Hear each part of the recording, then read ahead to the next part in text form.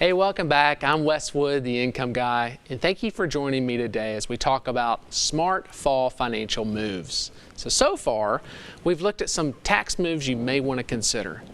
But now let's talk about what maybe the next few months have in store for us in the financial markets and what we can do to prepare. You know, fall is Halloween season, kind of scary, of course, but it can also be scary time for the financial markets, thanks to this thing called the October effect. The October effect is the belief that the financial markets tend to crash or occur more commonly in October than any other month.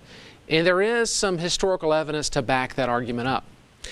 The pandemic in 1907 was one, the Great Crash in 1929, and then 1987's Black Monday all happened in the month of October. But on the other hand, Wall Street has enjoyed plenty of strong Octobers as well. Yet, the October effect can still have an impact because the markets are so emotional. Even the irrational fear of an impending market drop can be what causes the next drop. Could it happen this October? Well, anything, of course, is impossible, even though what we've seen is that most investors haven't showed much fear of anything besides inflation. For the most part, the stock market has been ruled by optimism, and all three major indices have hit new record highs multiple times in 2021. While all that is very reassuring in the stock market, the bond market is telling us a little bit different story. After rising earlier this year, the 10-year Treasury rate had leveled off this spring and has trended mostly downward ever since. And what that indicates to us is a demand by investors for security of bonds. It also suggests that the bond market is much less optimistic about the economy and the stock market as fall is approaching. But with all that in mind, fall is the perfect time to revisit your financial strategy to make sure it's providing you with enough protection and flexibility.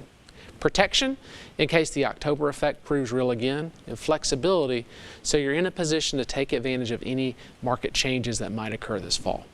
But don't wait till October. Take action now.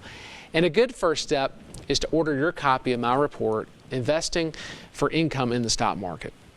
It's free in your retirement income kit, and it's all yours by visiting retiretv.com or by calling our office directly at 615-826-5749.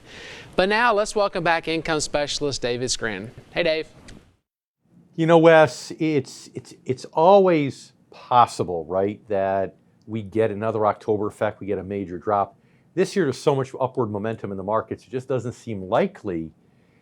You know, so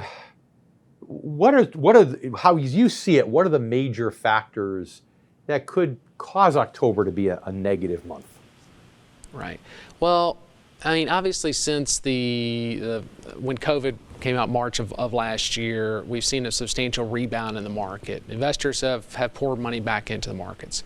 But you know, COVID's still real. It's happening. It's out there. And many businesses are still struggling. And who's to say that, you know, as these other variants are coming out, it doesn't create another shutdowns and potentially another slowing of the economy, therefore a stock market drop. But another thing we need to be considering is that, you know, the markets have gone up because have been unprecedented government spending. And we all know as a government we can't continue doing that forever and ever and ever. So when is the point in time where Biden's going to have to maybe draw back some of that spending? And if that happens, is that going to kick the stool out from under the market and potentially create another October effect or another drop in these next few coming months? So there are still a lot of things out there. Even though the markets have gone up, there's still a lot of things that could upset the markets and create another drop for sure.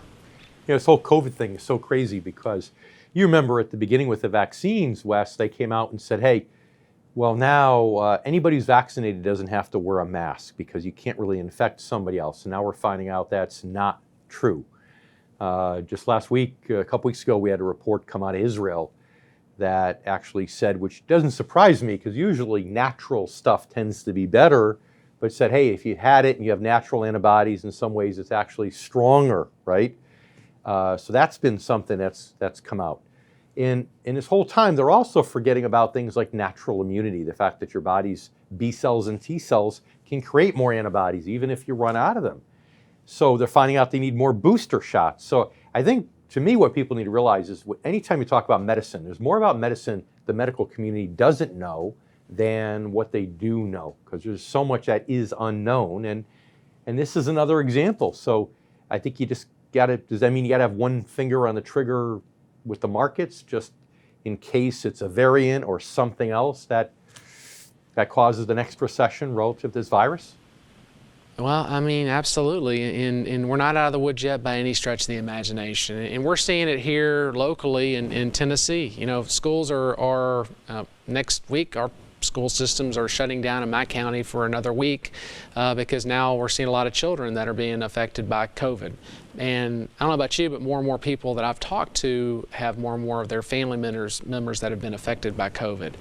And because of that, I think it's good to have, when it comes to your finances and the stock market, is if you're invested in growth and things that have a lot of risk, is you definitely want to have your finger on the trigger, but also have that flexibility and that management, not only to protect some assets, but also maybe take advantage of some opportunities that could present themselves. So tell us more about that, the protection, and how flexibility really in some ways allows a good income manager to protect his or her clients. Right. Well, like I had mentioned a little earlier in the segment, flexibility is extremely important. Like we saw at the beginning of the year in the first quarter, interest rates went up, bonds went down. It created some headwinds in the fixed income market. And as a fixed income specialist and money manager, it ended up working itself out. But you need to have the flexibility to take advantage of opportunities, but also be able to manage that money correctly and appropriately during that volatile fixed income market. Yeah, that was crazy. And you're right, it worked itself out because interest rates shot up, right? The 10-year government bond yield was, I think, 0.8, and it went up to 1.7. And now it's back down to about 1.25. So you're right, people got lucky, it fixed itself, but you don't want people to be counting on luck moving forward, because luck's really not a strategy, right? That's right. So it's really important to take an active role when managing even the fixed income positions because of what's happening out there in the markets. So, but hey, Dave, thanks again, and stick around. And coming up after the break, I'll talk more about the single smartest move you can make this fall to improve your financial future. I'm Wes Wood, the Income Guy, and you're watching the Retirement Income Show.